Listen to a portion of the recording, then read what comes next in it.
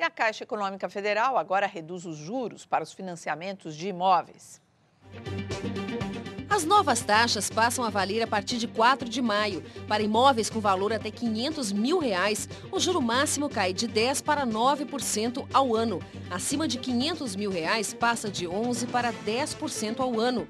Com mais essa medida, a Caixa mantém a política de reduzir os custos para os clientes, como já ocorreu nos juros para o crédito pessoal, cheque especial, cartão de crédito e financiamento de carros.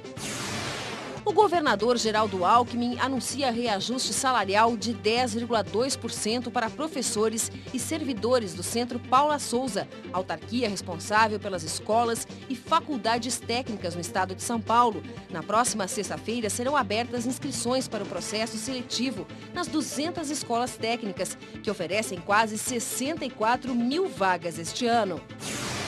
A Comissão de Constituição e Justiça da Câmara dos Deputados aprova a proposta de emenda constitucional que autoriza o Congresso a derrubar decisões da Justiça.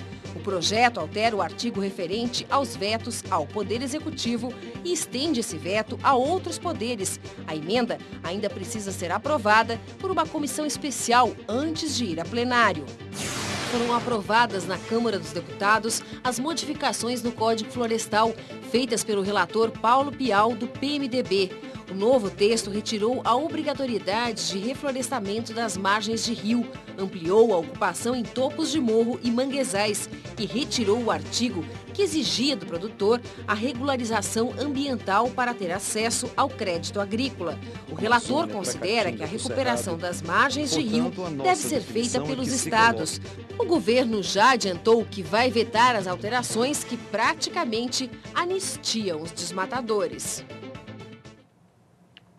É tudo um retrocesso, essa novela do Código Florestal, ou eu entendi errado?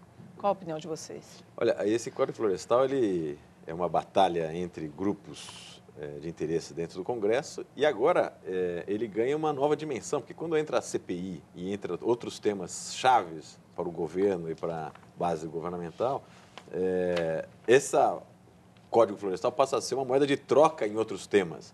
Então, corre-se o risco dessa... Você aprova aqui, mas eu te dou ali, Exatamente. É isso? Então, como o governo tem tem que ter um cuidado todo especial na questão da CPI, para isso não inviabilizar de vez a CPI lá do próprio Congresso, do claro, Cachoeira, do Cachoeira etc. e tal. Né? É disso que a gente está falando. Não, a moeda de troca pode... repetindo, porque é importante o telespectador entender localizar. O que o Ceni está dizendo aqui. Ele está dizendo que esse Código Florestal, do jeito que está sendo encaminhado, essa emenda aí foi aprovada, que é um horror, ela vira uma moeda de troca para se conseguir outras coisas, como, por exemplo... atenuar um pouco as questões que estão sendo levantadas na CPI. Então, na CPI do Cachoeira. Que a gente vai falar daqui a pouco sobre ela.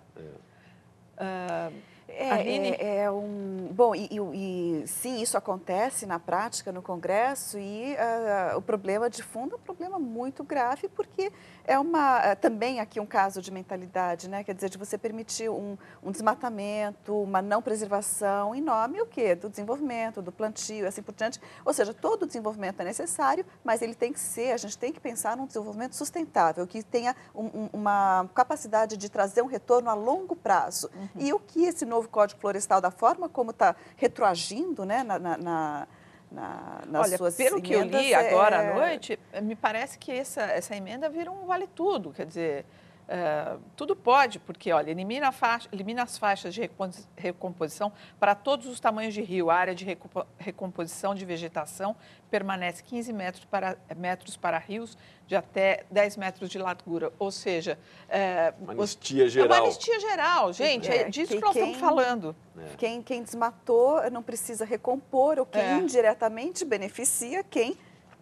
não desmatou, né? Quer dizer, não beneficia, desculpa, o contrário. Não. Indiretamente prejudica quem não desmatou. Exatamente, né? Então, sente um grande idiota, né? E esse conceito de anistia, ele é muito recorrente no Brasil. Você pega a anistia na questão fiscal, ou seja, de tempos em tempos você tem uma grande negociação do governo com relação a as grandes dívidas.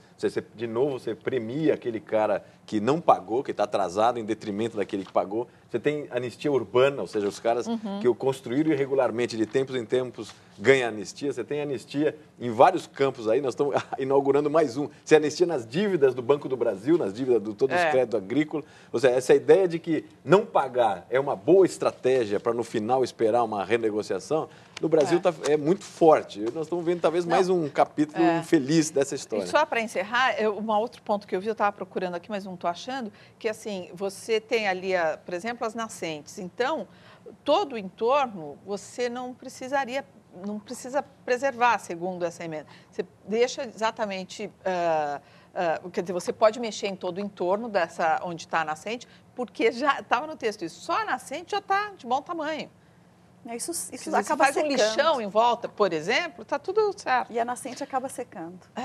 Olha, é grave o estado de saúde do segurança Walter Moreira, que levou uma facada na cabeça hoje de manhã no prédio da Defensoria Pública de São Paulo. O outro segurança ferido foi liberado e já está em casa. O desempregado Ivailton da Silva Souza, autor da agressão, está preso. O ataque ocorreu por volta das 7h30 da manhã. Segundo testemunhas, Ivailton estava na fila para ser atendido quando entrou na defensoria e agrediu os 2 seguranças. Daqui a pouco veio esse rapaz assim do nada, soltou a mochila aqui perto de mim, já levantou o braço e deu uma pancada no segurança, ele caiu.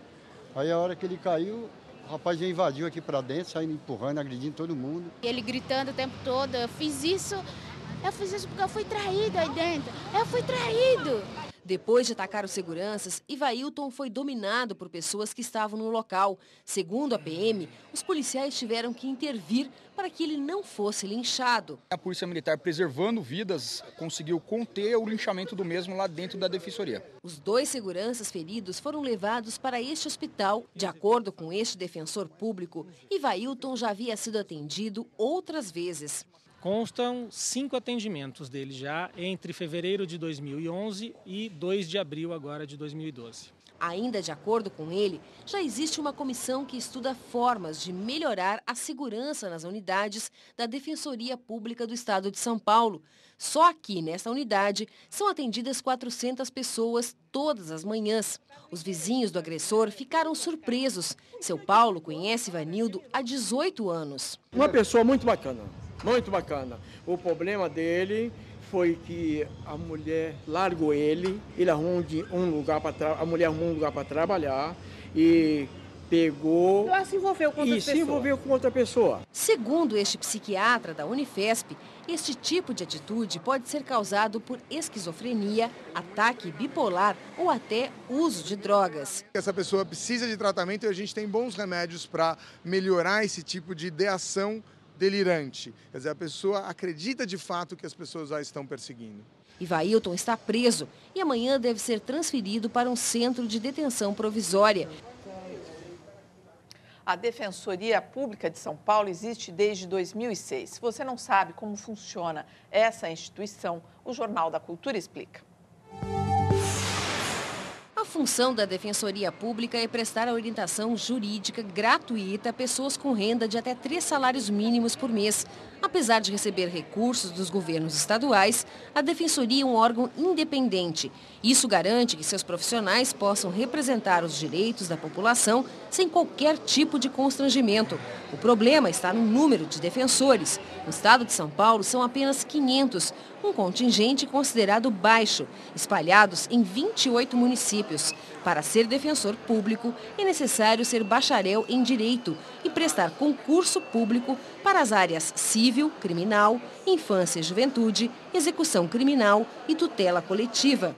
A Defensoria Pública pode entrar com ações na Justiça para a defesa de direitos, atuar em processos em andamento, defender os direitos de pessoas que estão sendo processadas e promover acordos e conciliações entre pessoas em conflito, evitando processo na Justiça.